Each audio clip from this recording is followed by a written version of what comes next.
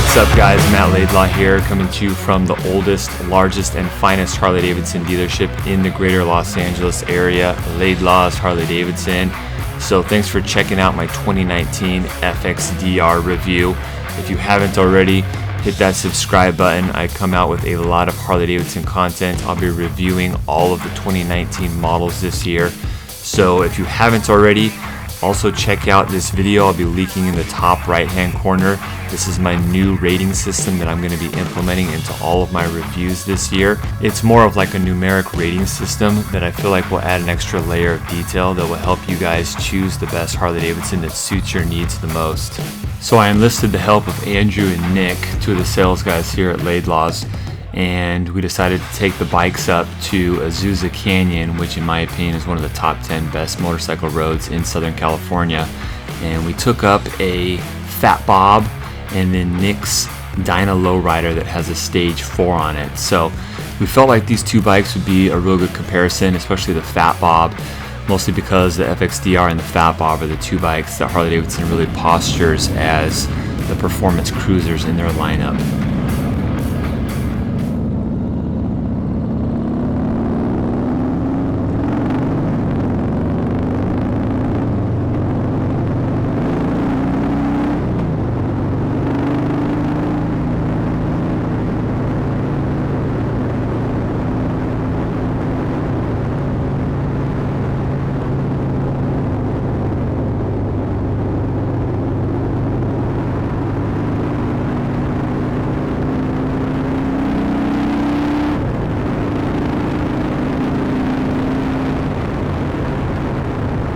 So let's start this thing off on category number 1, and that is engine and performance. And guys, if you haven't watched my ratings video yet, please watch that. It's linked in this video. But in engine and performance, this bike rates at a perfect 10.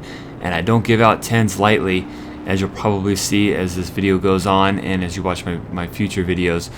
But this bike is the fastest production Harley-Davidson they made in the 2019 model year. This bike absolutely moves. It definitely fulfills the category of performance cruiser.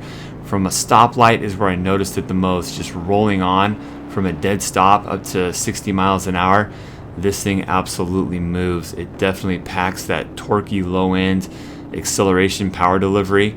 And I rode this back to back with the Fat Bob, and this bike definitely can beat the Fat Bob off the line.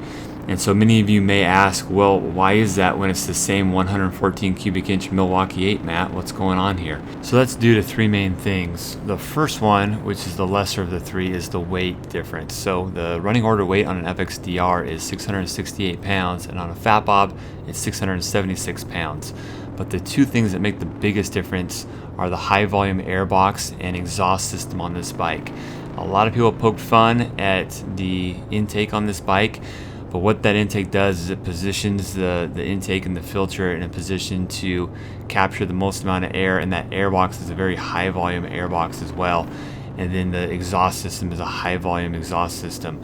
So those two things combined with the weight reduction make this the fastest accelerating, fastest roll-on power on highway speeds.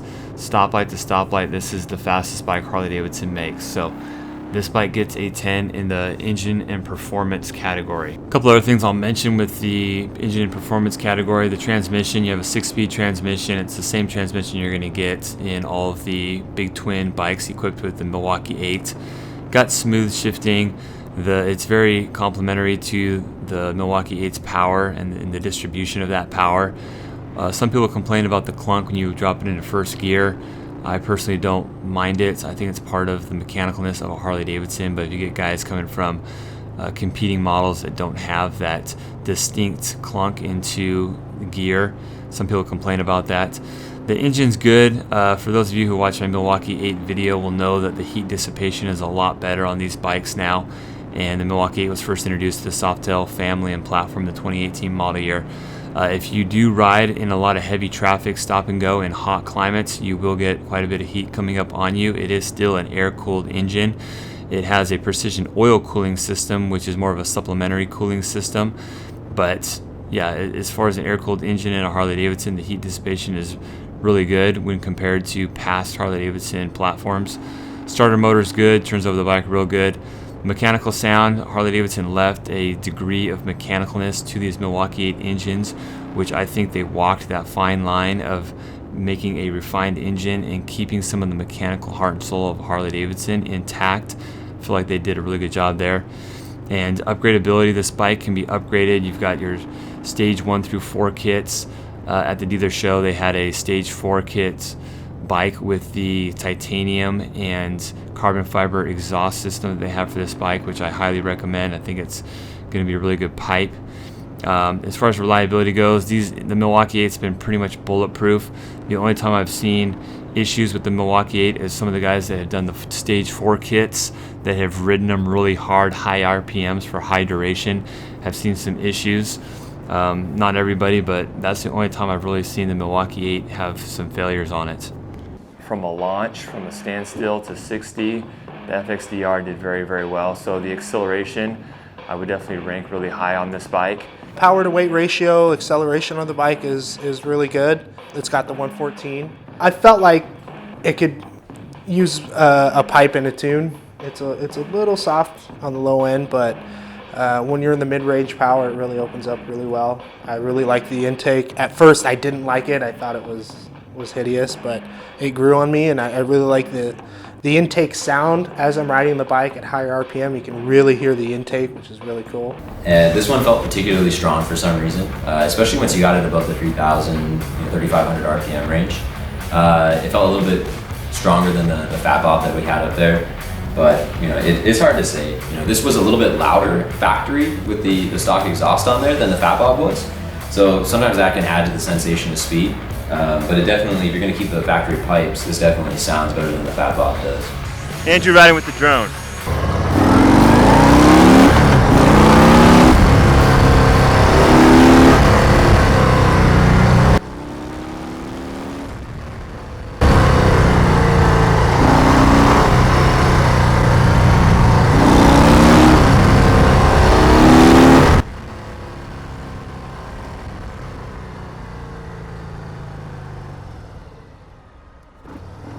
My initial thoughts of the bike, when I first saw it, I was like, oh great, another 240 rear tire bike, because I'm kind of in the same boat as David. I'm not a big fan of the 240 rear tires on bikes. I like to go up into the canyons, and if I see that, I just assume it's not going to handle well. And when I got this bike up into the canyons, really the first time I rode it, which was just kind of around the parking lot, I was surprised by how light the steering felt. I thought with the long rake it would be heavy, and with the rear tire that would only make it worse. But actually it was like probably one of the lightest Softails that I've experienced so far, so I was really surprised with that. And then up in the canyons, you have to muscle it around, but it can hustle if you're willing to put in the energy. So that's really what my initial impressions of the bike were. They were kind of flipped upside down. I thought it was going to be something I didn't like at all, and I like it a lot more than I initially anticipated I would. So the next category is handling and suspension, and this is the category that I was the most curious about, as well as Nick and Andrew. We all kind of wanted to ride it. I would give it a 7 in this category, and I think Nick and Andrew would agree with me here. The bike handled extremely well for a bike with a big 240mm rear tire and a 34-degree rake. Just the whole rake and trail setup this bike had. It's more of your raked out front end, similar to a Breakout, which is more of a style point than it is a performance point. But having those two characteristics, the bike handled extremely well. I was very, very surprised. But riding the Fat Bob back to back with this bike, we had a little cat and mouse type riding sessions where we rode behind one another, and the Fat Bob still dominated this bike. And just a sneak preview of my Fat Bob review. The Fat Bob will get a 10 in the handling and suspension category. The Fat Bob is the best overall handling Harley-Davidson they make out there. So the suspension was good though. The suspension was very, very good through the turns with this inverted front end. I felt like this was one of the things that really helped the FXDR going through the turns very quickly. However, transitioning from lean angle to lean angle was a little bit of a chore. The bike would do it, it just required a little bit more effort, and it wasn't as snappy and agile as the Fat Bob was, but it did really, really good, and it definitely lived up to its name and lived up to everything that we heard at the show from the engineers. And so Yeah, I was very impressed. In a straight line highway with the suspension in mind, this bike did pretty dang good. Just out on the highway with the rake that it has, it was very stable, and it's not anywhere near like what a touring bike is out on the freeway, but it's going to be a heck of a lot better than what a Sportster is out on the freeway. So the suspension was good, both through the twisties and out on the highway. So yeah, a solid 7 from me on this.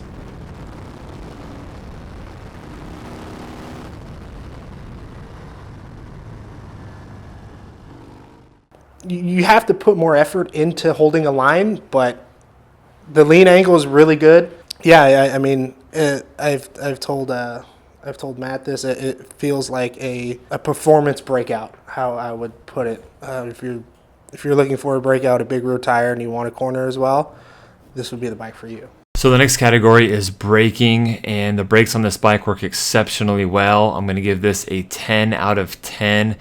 The braking performance on this bike is as good as it gets in the Harley-Davidson world. And on a bike that goes fast, you're going to want to be able to stop fast, and this bike does that in spades. So you've got a 4-piston fixed front and a 2-piston floating rear. And you've also got ABS brakes, anti-lock braking system, as standard equipment on this motorcycle. So the ABS system has been around in the Harley-Davidson world for a while, and it works very, very well.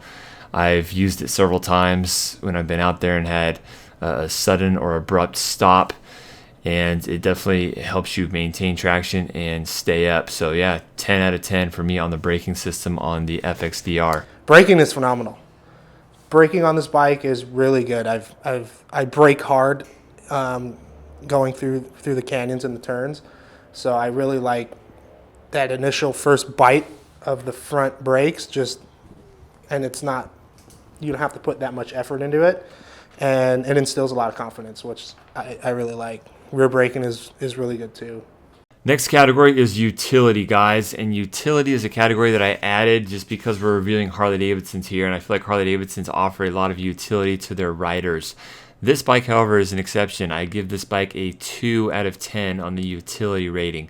The reason being is there is just not a whole lot that this bike can do besides go fast and be a lot of fun to ride, which is basically the core reason why we ride motorcycles, at least most of us. But you're not going down to the grocery store to pick up groceries on this thing. However, you do have a windshield option on this, so if you want to suit this up a little bit more for the highway type travel, you do have that. You've also got a passenger pillion you can put on this motorcycle. Those two accessories basically are the reason I bumped this from a 1 to a 2. However, one of the big things about this bike is you cannot get a passenger backrest at this point in time for this motorcycle. So we're basically living in the world of a sport bike where your passenger's hanging on for dear life, and this pad is good for maybe about 10 minutes of passenger seat time. There's not a whole lot to it.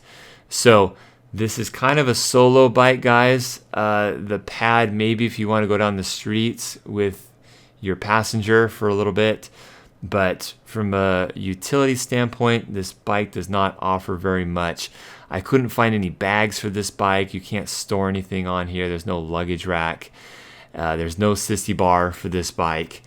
So yeah, really the utility, I rank this thing very low at a 2 out of 10. The seat's definitely a firmer seat. This is a bike that you're going to want to buy and use for performance application. If you want to get out there, and it's a great drag bike. It's a great haul ass from a stoplight, and if you want to do the occasional canyon carving, this will do it pretty well. So category 5 is the touring capability. So I think most people, when they laid eyes on this bike, intuitively this is a hot rod performance bike, not a touring bike.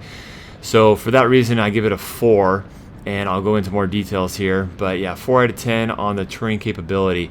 So the fuel capacity is a 4.4, which is better than like your Street Bob, your Fat Bob, or your Breakout. So that is kind of a nice thing, but it's not as much as like a 5-gallon like on a Fat Boy or like a lowrider, but still not terrible. I would have rated the bike lower, probably a 3 if it didn't have that fuel capacity. Highway speed comfort, the bike's actually not bad. For a Softail, it's good. The rake on this bike, the 34-degree rake, is actually a good thing in a straight line at high speeds. It gives the bike more stability and just more of a solid feel on the handlebars as well, as compared to like the Fat Bob that has a 28-degree rake on it. That feeling is a little bit more twitchy at high speeds for long duration. It's a little bit more sensitive and twitchy, unstable handling, although that bike does just fine at high speeds. But you just, with a raked out, more of a raked out front end, you just have more of a stable feel out on the freeway. You can get the windshield for this bike, which I showed already. I'll give you another shot of the windshield. That's kind of helped my score as well, you know, bump it up to a 4 with that windshield. I feel like that would help out a lot out on the freeway as well. You know, ergonomics for the long haul, this bike is not very good. These bars, these forged aluminum bars that, you know, clamp to the top of the triple tree, they make you lean forward quite a bit. I'm taller with a longer wingspan, so I was able to sit more upright with it. A lot of my friends that rode the bike have a little bit shorter arms, so they had to really lean forward. And at the end of a ride, you know, their back was, you know, kind of starting to get fatigued on it. Sport bike style body position on the bike. And as far as like storage capacity, it's terrible on this bike. There's no storage space. You can't even buy bags for this bike, so that makes it so really the touring capability rates low with me. And just additional touring accessories, racks, and things like that are really non-existent for this bike. So a 4 out of 10 on the touring capability. This is not a bike you're going to want to buy if you're like an overnight tripper type. So the next category is customization opportunities. This is not really a bike you buy to customize, guys. I'm going to give it a solid 2. This footage was taken from the annual dealer meeting in San Diego. Some of you may have seen this footage in my first look FXDR video, but this bike was built by the parts and accessory team. This bike has the Stage 4 Screaming Eagle 117 cubic inch build on here. You've also got the titanium muffler with the carbon fiber heat shield on there. Those two items though, guys, the upgrading the engine and the exhaust, that falls under category 1 for me for performance. Under the upgrade category. So this bike ranks a 10 out of 10 in that category. This bike has some of the Dominion collection on it. You've got the grips, the foot controls, you've got the side primary cover there that has the Dominion stuff, the rocker box covers. So there are things for this bike that you can do to kind of give it those small customization touches to it, but this is not a bike that you buy to get real creative and crazy and really change the overall look of the bike and completely transform it. This plate here underneath that FXDR logo, you can take that off and change the bars, go to more of a traditional bar setup. But in my opinion, why would you want to do that? You've got the forged aluminum clip-on bars there that add to the character and the sleekness of this motorcycle. And I wouldn't want to mess with that if I personally bought this motorcycle. So I personally would not utilize that option to change the bars on here. I would just kind of leave it as is, put a couple little touches on it, upgrade it. I personally would not even leave the dealer without this titanium muffler. The titanium muffler is absolutely awesome. But yeah, that's about it, guys. I think the stance and the rake, the bike looks like it's a mile long, and I think that's really cool because most bikes, that are handling focused are really shorter wheelbase is going to make it feel more nimble side to side.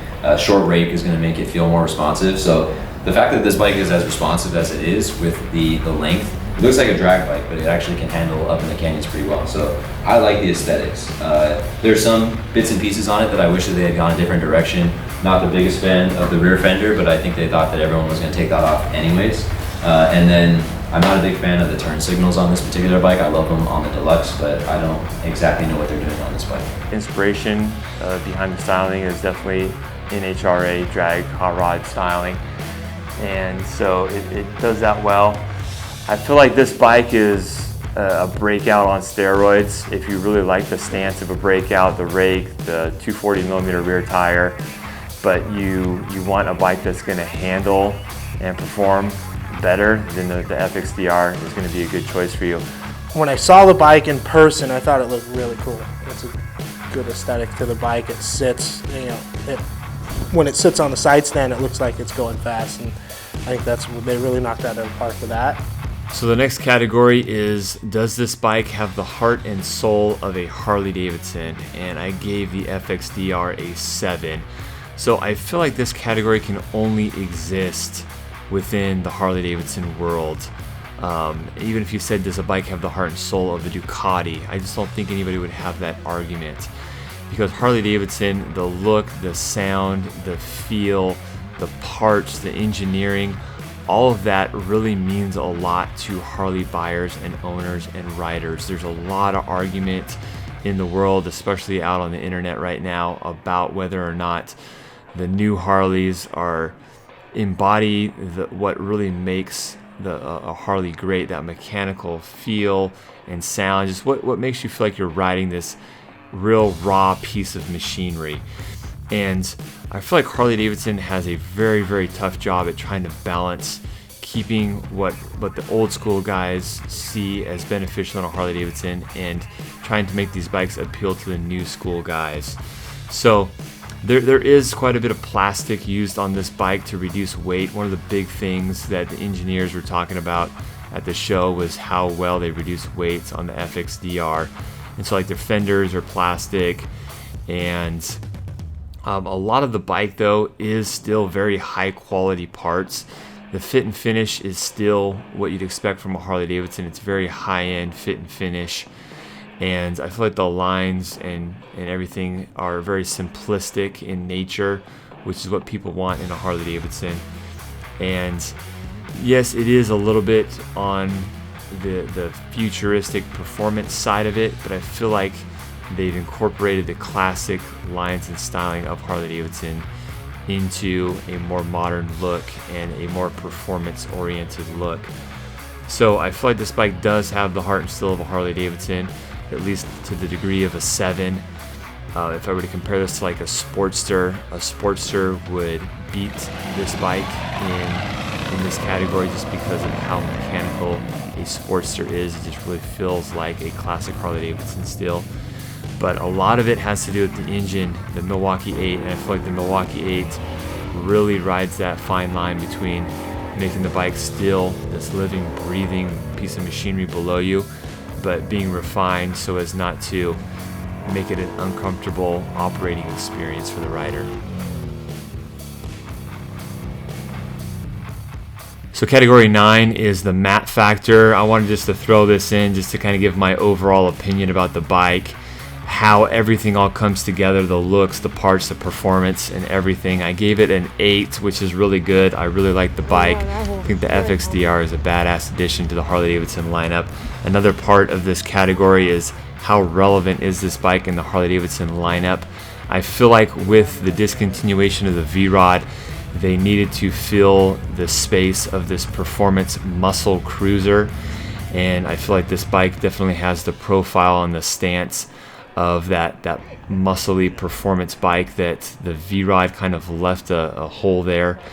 And so yeah, I feel like this bike definitely has a place. Do I feel like this bike replaced the V-Rod like a lot of people are saying? No, I don't think so. I don't think Harley-Davidson ever intended for this bike to replace the V-Rod. The V-Rod's a completely different animal with the water cooling, dual overhead cam, 60-degree angle. You know, everything about it is quite a bit different. I feel like they're going to use that type of engine architecture in the future with some of the bikes they've already revealed to us, like the Street Fighter and the Adventure bike. But yeah, I like the FXDR overall, and yeah, I think it's a great option for anybody that wants to have a Harley-Davidson that to just take it out and, you know, rip the throttle and, you know, really use it for the performance riding that it's intended to be used for. So if you want like a really cool looking bike that can actually back up the performance a bit, you know, then this is kind of where I'd point you. This looks like a drag bike.